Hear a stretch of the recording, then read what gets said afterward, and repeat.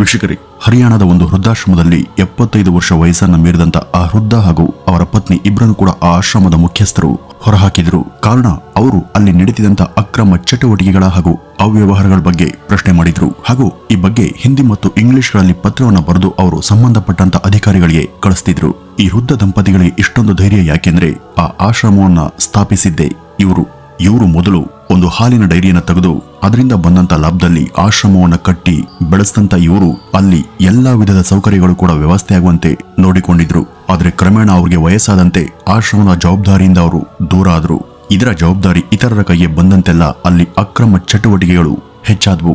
ಇವುಗಳನ್ನ ಗಮನಿಸ್ತಾ ಬಂದಂತ ಅವರು ಈ ಬಗ್ಗೆ ಉನ್ನತಾಧಿಕಾರಿಗಳಿಗೆ ತಿಳಿಸೋದಕ್ಕೆ ಶುರು ಮಾಡ್ತಿದ್ದ ಹಾಗೇನೆ ಕೆಲ ಗೂಂಡಾ ಕಾರ್ಯಕರ್ತರು ಹಾಗೂ ರಾಜಕೀಯ ವ್ಯಕ್ತಿಗಳು ಅವರನ್ನ ಆಶ್ರಮದಿಂದ ರಾತ್ರೋರಾತ್ರಿ ಬಲವಂತದಿಂದ ಹೊರಹಾಕ್ತಾರೆ. ಒಂದು ಮೆಟಡೋರ್ ವ್ಯಾನ್ ಅಲ್ಲಿ ಇವರನ್ನ ಇರಿಸಿ ಅವರ ಕೈಗೆ ಒಂದಿಷ್ಟು ಹಣವನ್ನ ತುರುಕಿ ಇನ್ಯಾವತ್ತೂ ಕೂಡ ಆಶ್ರಮದ ತಂಟೆಗೆ ಬರಬಾರ್ದು ಅಂತ ಧಮಕಿಯನ್ನ ಹಾಕಿ ಅವರನ್ನ ಆಚೆಗೆ ಅಟ್ಟಿದ್ರು. ವಿಧಿಯಿಲ್ಲದೆ ಹೊರಬಂದಂತ ಈ ವೃದ್ಧ ದಂಪತಿ ಅವರು ಕೊಟ್ಟ ಹಣದಲ್ಲಿ ಕೆಲ ದಿನ ತಮ್ಮ ಪತ್ನಿಯನ್ನ ನೋಡ್ಕೊಂಡ್ರು. ತಾವೇ ಕಟ್ಟಿ ಬೆಳೆಸಿದಂತ ಆಶ್ರಮದಲ್ಲಿ ಇವತ್ತು ಎಂತೆಂತಹ ಅವ್ಯವಹಾರ ನಡೆದಿದೆ ಅಂತ ಅವರು ತೀವ್ರವಾಗಿ ನೊಂದುಕೊಂಡ್ರು. ಅವ್ರಿಗೆ ಪೆನ್ಷನ್ ರೂಪದಲ್ಲಿ ಹಣ ಬಾರದೆ ಹೋದ್ರೂ ಕೂಡ ದೂರದಲ್ಲಿದ್ದಂತ ಅವ್ರ ಮಗಳು ಅವ್ರಿಗೆ ಆಗಾಗ ಅಷ್ಟು ಇಷ್ಟು ಹಣವನ್ನ ಕೊಡ್ತಾ ಇದ್ರು. ಹೇಗೋ ಬದುಕು ಸಾಕ್ತಿತ್ತು. ಆದ್ರೆ ಕೆಲ ದಿನಗಳ ನಂತರ ಅವರ ಪತ್ನಿಗೆ ವಯಸ್ಸಾದ ಕಾರಣ ಅವರು ಅಸುನೀಗ್ತಾರೆ. ಈ ಹೊತ್ತಿಗೆ ವೃದ್ಧರಿಗೆ ಅದಾಗ್ಲೇ 87 ವರ್ಷ ವಯಸ್ಸಾಗಿತ್ತು. ಈ ಒಂದು ಇಳಿ ವಯಸ್ಸಲ್ಲಿ ಅವರು ತಾವೇನು ಮಾಡುವಂತ ಸ್ಥಿತಿಯಲ್ಲಿ ಇರಲಿಲ್ಲ. ಅವರು ಡೆಲ್ಲಿಯಲ್ಲಿ ಒಂದು ಬಾಡಿಗೆ ಮನೆಯಲ್ಲಿ ವಾಸ ಇದ್ರು. ಈ ವೃದ್ಧರಿಗೆ ಸ್ವಾಭಿಮಾನ ಹೆಚ್ಚು. ಯಾರ ಬಳಿ ಕೂಡ ಕೈಯನ್ನ ಚಾಚದೆ ಯಾರ ಹಂಗಲ್ಲೂ ಕೂಡ ಬದುಕೋದಿಕ್ಕೆ ಇಚ್ಛಿಸದಂತ ಜೀವ ಅವರದ್ದು. ಅವ್ರ ಪತ್ನಿ ತಾವು ಬದುಕಿದ್ದಾಗ ಮಗಳಿಗೆ ಪತ್ರವನ್ನ ಬರೆದು ಖರ್ಚಿಗೆ ಹಣವನ್ನ ಪಡೀತಿದ್ರು. ಈಗ ಅವರು ಕೂಡ ಕಣ್ಮರಿಯಾಗಿದ್ರಿಂದ ಅವರ ಪತಿ ಅದರಿಂದ ಅತೀವ ಖಿನ್ನತೆಗೆ ಒಳಗಾದ್ರು. ಇತ್ತ ಬಾಡಿಗೆ ಮನೆ ಓನರ್ ಕೂಡ ಅವರನ್ನ ಬೈದು ಮನೆಯಿಂದ ಹೊರ ಹೋಗುವಂತೆ ಗದರಿದ್ರು. 2 ದಿನ ಸಮಯ ಕೊಡಿ, ನಿಮ್ಮ ಬಾಡಿಗೆ ಹಣ ಹೇಗಾದ್ರೂ ಹೊಂದಿಸ್ತೀನಿ ಅಂತ ಆ ವೃದ್ಧ ಅಂಗಲಾಚಿದ್ರು. ಆದ್ರೆ ಅವ್ರಿಗೆ ಹಣ ಬರುವಂತ ಯಾವುದೇ ದಾರಿ ಇರಲಿಲ್ಲ. ಈ 2 ದಿನಗಳಲ್ಲಿ ತನಗೆ ಸಾವು ಬರ್ಲಿ ಅಂತ ಅವರು ಬಯಸಿದ್ರು. 2 ದಿನಗಳ ಬಳಿಕ ಮನೆ ಯಜಮಾನಿ ಮತ್ತೆ ವೃದ್ಧರನ್ನ ತರಾಟೆಗೆ ತೆಗೆದುಕೊಂಡ್ರು. ಮನೆ ಬಿಟ್ಟು ಹೊರ ಹೋಗುವಂತೆ ಬೈದ್ರು. ಮನೆಯಿಂದ ಅವರ ವಸ್ತುಗಳನ್ನೆಲ್ಲ ಹೊರಹಾಕಿ ರಂಪವನ್ನ ಮಾಡಿದಾಗ ಆ ಮನೆಯ ಪಕ್ಕದಲ್ಲೇ ವಾಸ ಇದ್ದಂತ ಹಿಂದೂಸ್ತಾನ್ ಟೈಮ್ಸ್ ಪತ್ರಿಕೆಯ ವರದಿಗಾರರೊಬ್ರು ಅಲ್ಲಿಗೆ ಬಂದು ಅದೇನು ಅಂತ ಕೇಳಿದ್ರು. ವಿಷಯ ಗೊತ್ತಾದಾಗ ವೃದ್ಧರ ಕಡೆಗೆ ಅಷ್ಟು ಕಟುಕ ರೀತಿಯಲ್ಲಿ ವರ್ತಿಸಿದಂತ ಓನರ್ ಮೇಲೆ ವರದಿಗಾರರು ರೇಗಿದ್ರು. ಈ ರೀತಿ ಮನೆ ವಸ್ತುಗಳನ್ನ ಬೀದಿಗೆ ಹಾಕಿದ್ರೆ ಅವರು ಎಲ್ಲಿಗೆ ಹೋಗ್ತಾರೆ? ಸ್ವಲ್ಪ ಕೂಡ ನಿಮಗೆ ಮಾನವೀಯತೆ ಬೇಡವಂತ ಕೇಳಿದ್ರು. ವೃದ್ಧರ ಬಳಿ ಹೆಚ್ಚು ವಸ್ತುಗಳೇನು ಇರಲಿಲ್ಲ. ಅವ್ರ ಬಳಿ ಕೆಲ ಲೋಟ, ತಟ್ಟೆ, ಒಂದು ಗಾಂಧೀಜಿಯ ಫೋಟೋ ಮತ್ತು ತನ್ನ ಪತ್ನಿಯ ಫೋಟೋ ಹೊರತಾಗಿ ಕೆಲ ಬಟ್ಟೆ ಹಾಗೂ ಹೆಚ್ಚು ಪುಸ್ತಕಗಳು ಇದ್ವು. ಅವರನ್ನ ತಾನಿದ್ದ ಮನೆಗೆ ಕರೆದಂತ ವರದಿಗಾರರು, ಸರ್, ನೀವು ನೋಡೋದಿಕ್ಕೆ ಸ್ವಾತಂತ್ರ್ಯ ಹೋರಾಟಗಾರ ರೀತಿ ಕಾಣ್ತೀರಿ. ನಿಮ್ಮ ಕತೆ ಏನು ಅಂತ ಹೇಳಿ ನಾನು ಅದನ್ನ ಬರೆದು ಪಬ್ಲಿಷ್ ಮಾಡ್ತೀನಿ ಅಂತ ಹೇಳಿದಾಗ ಆ ಕ್ಷಣಕ್ಕೆ ಏನು ಕೂಡ ಮಾತಾಡೋದಕ್ಕೆ ಇಚ್ಛೆ ಪಡದಂತ ವೃದ್ಧರು, ನನಗೆ ಸ್ವಲ್ಪ ಸಮಯ ಕೊಡಿ, ನಾನು ನಂತರ ನಿಮ್ ಜೊತೆ ಮಾತನಾಡ್ತೀನಿ ಅಂತ ಹೇಳಿದ್ರು. ಅವರು ಬಹುಶಃ ಅಗಲಿ ಹೋದ ತಮ್ಮ ಪತ್ನಿಯ ಬಗ್ಗೆ ಚಿಂತಿಸ್ತಿರಬಹುದು ಅಂತ ವರದಿಗಾರರು ಭಾವಿಸ್ತಾರೆ. ಈ ಕಡೆ ಮನೆ ಓನರ್ ಇನ್ನೂ ಕೂಡ ಅದು ಇದು ಒದರುತ್ತಾನೆ ಇದ್ರು. ಬಹುಶಃ ಅವರ ಬೈಗುಳ ಮತ್ತು ನಿಂದನೆಗಳು ಕೂಡ ವೃದ್ಧರ ಬೇಸರಕ್ಕೆ ಕಾರಣ ಇರಬಹುದು ಅಂತ ಭಾವಿಸಿದಂತ ವರದಿಗಾರರು ಓನರ್ ಬಳಿ ಬಂದು, ನೀವು ಗೊಣಗಿದ್ದು ಸಾಕ್ ನಿಲ್ಸಿ ಅಂತ ಹೇಳಿದ್ರು. ಇಷ್ಟು ಸಣ್ಣ ಮನೆಗಾಗಿ ಇಷ್ಟೆಲ್ಲ ನೀವು ಮಾತನಾಡುವಂತ ಅಗತ್ಯವಿಲ್ಲ, ಅದರ ಹಣ ನಾನೇ ನಿಮ್ಗೆ ಕೊಡ್ತೀನಿ, ಆ ವೃದ್ಧರ ತಂಟೆಗೆ ಬರಬೇಡಿ ಅಂತ ಆ ವರದಿಗಾರರು ತಾವೇ ಜೇಬಿಂದ ಸ್ವಲ್ಪ ಹಣ ತೆಗೆದು ಓನರ್ ಕೈಗೆ ಕೊಟ್ರು. ವೃದ್ಧರು ಇಷ್ಟೆಲ್ಲ ಆದ್ರೂ ಕೂಡ ಮೌನವಾಗಿ ಶೂನ್ಯದ ಕಡೆ ದೃಷ್ಟಿ ಮಾಡಿ ಕುಳಿತಿದ್ರು. ವರದಿಗಾರರು ವೃದ್ಧರ ಬಳಿ ಇದ್ದಂತ ಪುಸ್ತಕಗಳ ಕಡೆಗೆ ಗಮನ ಹರಿಸಿದ್ರು. ಅವುಗಳ ಮಧ್ಯ ಒಂದು ಫೈಲ್ ಇತ್ತು. ಅದರಲ್ಲಿ ಕೆಲ ಫೋಟೋಗಳಿದ್ವು. ಅವುಗಳನ್ನ ತೆರೆದು ನೋಡಿದಂತ ವರದಿಗಾರರು ನಿಜಕ್ಕೂ ಅಚ್ಚರಿಪಟ್ಟಿದ್ರು. ಕಾರಣ ಅದರಲ್ಲಿ ಗಾಂಧಿ, ನೆಹರು, ಪಟೇಲ್ ಮುಂತಾದವರ ಜೊತೆ ಈ ವೃದ್ಧರ ಫೋಟೋ ಇತ್ತು. ಅವುಗಳನ್ನ ನೋಡಿದಂತ ವರದಿಗಾರರು ಕ್ಷಣಕಾಲ ದಂಗಾಗಿ ಹೋದ್ರು. ಅಂದಿನ ಹಾಗೂ ದೇಶದ ಮೊದಲ ಪ್ರಧಾನಿಯಾಗಿದ್ದಂತ ನೆಹರೂರವರೇ ಈ ವೃದ್ಧರಿಗೆ ಸ್ವತಃ ಬರೆದಿದ್ದಂತ ಪತ್ರವೊಂದು ಅದರಲ್ಲಿತ್ತು. ಅದರ ಮೊದಲ ಸಾಲಿನಲ್ಲಿ ಡಿಯರ್ ಗುಲ್ಜರಿ ಲಾಲ್ ನಂದ ಅಂತ ನಮೂದಾಗಿತ್ತು. ಅದನ್ನ ಕಂಡಂತ ಇವ್ರಿಗೆ ಶಾಕ್ ಆಯ್ತು. ಅವರು ತಕ್ಷಣ ಈ ವೃದ್ಧರ ಕಡೆಗೆ ನೋಡಿದ್ರು. ಆಗ ಆ ವೃದ್ಧರು ಅಲ್ಲಿದ್ದ ಹಾಸಿಗೆ ಮೇಲೆ ಮೈ ಚೆಲ್ಲಿ ಮಲ್ಗಿದ್ರು. ಅಲ್ಲೊಂದು ಸ್ಟೇಟ್ ಬ್ಯಾಂಕ್ ಆಫ್ ಇಂಡಿಯಾದ ಒಂದು ಬ್ಯಾಂಕ್ ಪಾಸ್ಬುಕ್ ಕೂಡ ಇತ್ತು. ಅದರಲ್ಲೂ ಕೂಡ ಅವ್ರ ಹೆಸರು ಗುಲ್ಜರಿ ಲಾಲ್ ನಂದ ಅಂತಾನೆ ಬರೆದಿತ್ತು. ವೀಕ್ಷಕರೇ, ಈ ಗುಲ್ಜರಿ ಲಾಲ್ ನಂದ ಬೇರೆ ಯಾರು ಅಲ್ಲ, ಇವರು ನಮ್ಮ ದೇಶದ ಮಾಜಿ ಪ್ರಧಾನಿ ಅಂದ್ರೆ ನೀವು ನಂಬಲೇಬೇಕು. ಹೌದು, ನೆಹರು ಮತ್ತು ಶಾಸ್ತ್ರಿಯವರು ಮರಣಕ್ಕೆ ಈಡಾದಾಗ ಆ ಒಂದು ಸಮಯದಲ್ಲಿ ಕಾಂಗ್ರೆಸ್ ಪಕ್ಷದ ಮುಖ್ಯ ವ್ಯಕ್ತಿಯಾಗಿದ್ದಂತ ಗುಲ್ಜರಿ ಲಾಲ್ 13 ದಿನದ ಕಾಲ ಈ ದೇಶದ ಪ್ರಧಾನಿಯಾಗಿ ಸೇವೆಯನ್ನ ಸಲ್ಲಿಸಿದ್ರು. ಈ ಒಂದು ವಿಷಯ ಬಹುಶಃ ಹೆಚ್ಚಿನ ಜನಕ್ಕೆ ಗೊತ್ತಿಲ್ಲ. ನಮ್ಮ ರಾಜಕೀಯ ಪುಟಗಳಲ್ಲೂ ಕೂಡ ಇವ್ರ ಬಗ್ಗೆ ಹೆಚ್ಚು ವಿವರಗಳು ಇಲ್ಲ. ಈ ವರದಿಗಾರ ಯಾರನ್ನ ತಾವು ಸ್ವಾತಂತ್ರ್ಯ ಹೋರಾಟಗಾರ ಅಂತ ಭಾವಿಸಿದ್ರು ಆ ವೃದ್ಧರೇ ಈ ಗುಲ್ಜರಿ ಲಾಲ್ ನಂದ. ಅನೇಕರಿಗೆ ಅವ್ರ ಬಗ್ಗೆ ಗೊತ್ತಿರಲಿಲ್ಲ ಹಾಗೂ ಕೆಲವರಂತೂ ಗುಲ್ಜರಿಲಾಲ್ ಸತ್ಯ ಹೋಗಿರಬಹುದು ಅಂತಾನೆ ಭಾವಿಸಿದ್ರು. ಆದ್ರೆ ಗುಲ್ಜರಿಲಾಲ್ ಒಬ್ಬ ಸಾಮಾನ್ಯ ವ್ಯಕ್ತಿ ಹಾಗೆ ಅಜ್ಞಾತ ವಾಸದ ಬದುಕನ್ನ ನಡೆಸ್ತಿದ್ರು.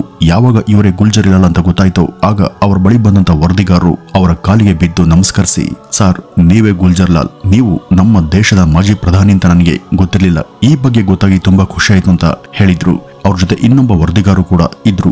ಈ ವೃದ್ಧರಿಗೆ ಒದಗಿದಂತ ಆ ದುಸ್ಥಿತಿಯ ಬಗ್ಗೆ ಮೊರಗಿದಂತ ಅವರು ತಮ್ಮ ಪೇಪರ್ನಲ್ಲಿ ಬರೆದರು, ಇವರು ದೇಶ ಕಂಡಂತ ಮಹಾ ಹೋರಾಟಗಾರರು, ದೇಶಕ್ಕೆ ಸೇವೆಯನ್ನು ಸಲ್ಲಿಸಿದಂತ ನಿಷ್ಠ ಪ್ರಧಾನಿ, ಇಂಥವ್ರಿಗೆ ಇವತ್ತು ಎಂಥ ದಯನೀಯ ಸ್ಥಿತಿ ಬಂದಿದೆ ನೋಡಿ.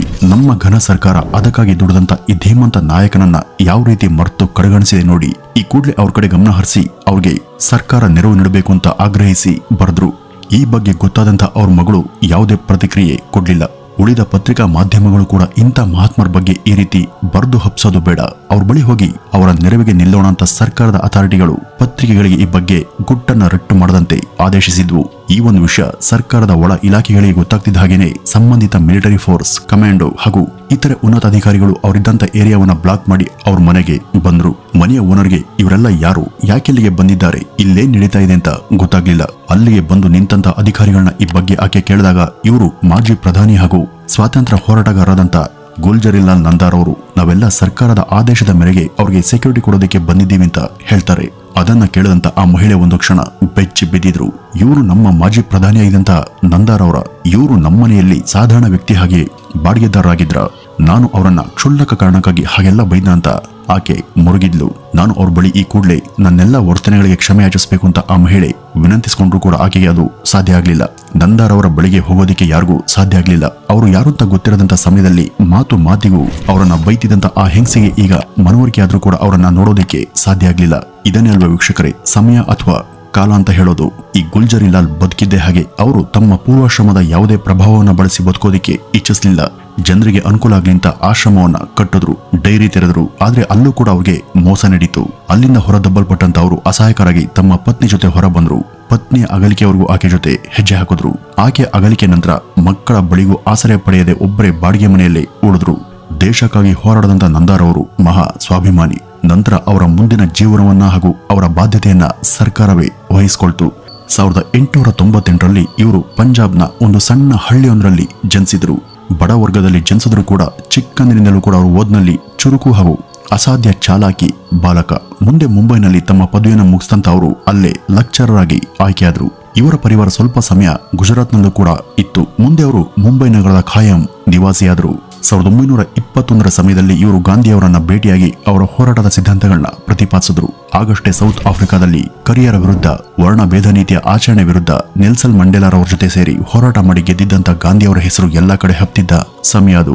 ನಂದಾರ್ ಅವರು ಕೂಡ ಗಾಂಧಿಯ ಸಿದ್ಧಾಂತಗಳಲ್ಲಿ ನಂಬಿಕೆಯನ್ನ ಇಟ್ಕೊಂಡಿದ್ರು. ಅವರಂತೆ ಮುಂದೆ ಬ್ರಿಟಿಷರ ವಿರುದ್ಧ ಅವರು ಶಾಂತಿಯುತವಾಗಿ ಹೋರಾಟವನ್ನ ಮಾಡಿದ್ರು. ಕಮ್ಯುನಿಸಂನಿಂದ ತೀವ್ರ ಪ್ರಭಾವ ಹೊಂದಿದಂತ ಇವರು ಈ ದೇಶದ ಕಾರ್ಮಿಕರ ಹಕ್ಕುಗಳಿಗಾಗಿ ಹೋರಾಟವನ್ನ ಮಾಡಿದ್ರು. ಮೊಟ್ಟ ಮೊದಲಿಗೆ ಈ ದೇಶದಲ್ಲಿ ಕಾರ್ಮಿಕರ ಸಂಘ ತೆರೆದು ಅವರ ಹಕ್ಕಿಗಾಗಿ ಹೋರಾಟ ಮಾಡಿದಂತ ಮೊದಲ ಧೀಮಂತ ನಾಯಕ ಅಂದ್ರೆ ಅದು ಇವರೇನೆ. 1922ರ ಸಮಯದಲ್ಲಿ ಕಾರ್ಮಿಕ ಸಂಘದ ಹಕ್ಕು ಬಾಧ್ಯತೆಗಳ ಸೆಕ್ರೆಟರಿಯಾಗಿ ಇವರು ಆಯ್ಕೆಯಾದ್ರು.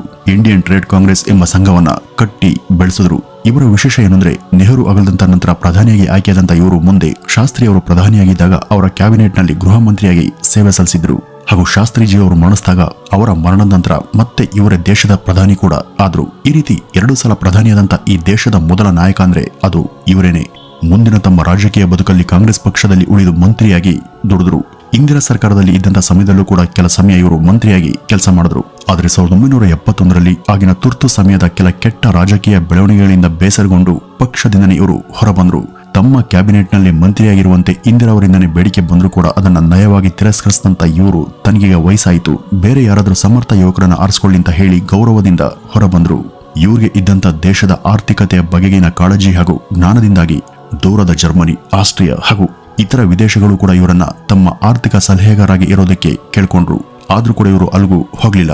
ರಾಜಕೀಯವನ್ನ ಬಿಟ್ಟು ದೂರ ಉಳಿದಂತ ಮಹಾನುಭಾವರು 1980ರ ನಂತರ ಎಲ್ಲರಿಂದ ದೂರ ಉಳಿದು ಯಾರಿಗೂ ಗೊತ್ತಾಗದ ರೀತಿಯಲ್ಲಿ ಅಜ್ಞಾತ ಬದುಕನ್ನ ಸವೆಸಿದ್ರು. ಹರಿಯಾಣದಲ್ಲಿ ವೃದ್ಧರಿಗೆ ಸಹಾಯ ಆಗ್ಲಿಂತ ಆಶ್ರಮ ಕಟ್ಟಿದ್ರು. ಯಾವುದೇ ರೀತಿಯ ಸ್ವಾರ್ಥ ರಾಜಕಾರಣ ಹಾಗೂ ತನ್ನ ತಲೆಮಾರುಗಳಿಗಾಗಿ ಹಣ ಆಸ್ತಿ ಏನು ಮಾಡದೆ ನಿಸ್ವಾರ್ಥ ಸೇವೆ ಮಾಡಿ ಮಕ್ಕಳನ್ನ ಚೆನ್ನಾಗಿ ಓದಿಸಿ ಅವರನ್ನ ಸ್ವಾವಲಂಬಿಗಳಾಗಿ ಮಾಡಿದ್ರು.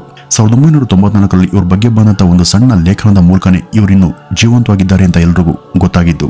ಇವರನ್ನ ಇಷ್ಟು ಕಾಲ ಮರೆತು ಕಡೆಗಣಿಸಿದ್ದಕ್ಕೆ ಇವ್ರ ಬಳಿ ಕ್ಷಮೆ ಯಾಚಿಸಿದಂತ ಕಾಂಗ್ರೆಸ್ ಸರ್ಕಾರ ಇವರು ಮಾಜಿ ಪ್ರಧಾನಿಯಾಗಿದ್ದರಿಂದ ಇವರಿಗೆ ಮಾಸಿಕ ಪೆನ್ಷನ್ ಹಣದ ವ್ಯವಸ್ಥೆ ಮಾಡಿ ಕೊನೆಯವರೆಗೂ ಇವರ ನೆರವಿಗೆ ನಿಲ್ತು. 1992ರಲ್ಲಿ ಇವರಿಗೆ ದೇಶದ ಅತ್ಯುತ್ತಮವಾದಂತ ಸಿವಿಲಿಯನ್ ಪ್ರಶಸ್ತಿಯಾದಂತ ಭಾರತ ರತ್ನ ನೀಡಿ ಸರ್ಕಾರ ಇವರನ್ನ ಅಭಿನಂದಿಸಿತು. ಇವರನ್ನ ಅಹಮದಾಬಾದ್ನಲ್ಲಿ ಇವರ ಮಗಳು ನೋಡ್ಕೊಳ್ತಾ ಇದ್ರು. 1898ರಿಂದ 1998ವರೆಗೂ ಅಂದ್ರೆ ಸುಮಾರು 100 ವರ್ಷಗಳ ಕಾಲ ಸಾರ್ಥಕ ಬದುಕನ್ನ ಸಾಗಿಸಿದಂತಹ ಈ ಮಹನೀಯರು 1998ರಲ್ಲಿ ಇಹಲೋಕವನ್ನ ತ್ಯಜಿಸಿ ಹೋದರು. ವೀಕ್ಷಕರೇ, ಸ್ವಾರ್ಥ ರಾಜಕಾರಣ, ಕುಟುಂಬದ ಉತ್ತರಾಧಿಕಾರಿಗಳ ಪರಂಪರೆ, ಭ್ರಷ್ಟ ಆಡಳಿತ ನಡೆಸುವಂತ ದೇಶದ ಎಲ್ಲಾ ಪಕ್ಷಗಳ ನೀಚ ರಾಜಕಾರಣಿಗಳಿಗೆ ಇವ್ರ ಬದುಕು ಒಂದು ಉತ್ತಮ ಪಾಠ. ಇಂಥ ನಿಷ್ಕಾಮ ಮನಸ್ಸಿನ ವ್ಯಕ್ತಿಗಳನ್ನ ಈ ನೆಲ ಮರ್ತಿರೋದು ಹಾಗೂ ಕಡೆಗಣಿಸಿರೋದು ನಿಜಕ್ಕೂ ಈ ದೇಶದ ಬಹುದೊಡ್ಡ ದೌರ್ಭಾಗ್ಯ ಅಂತ ಹೇಳ್ತಾ ಈ ಒಂದು ವಿಡಿಯೋವನ್ನ ಇಲ್ಲಿಗೆ ಮುಗಿಸೋಣ. ನಮಸ್ಕಾರ.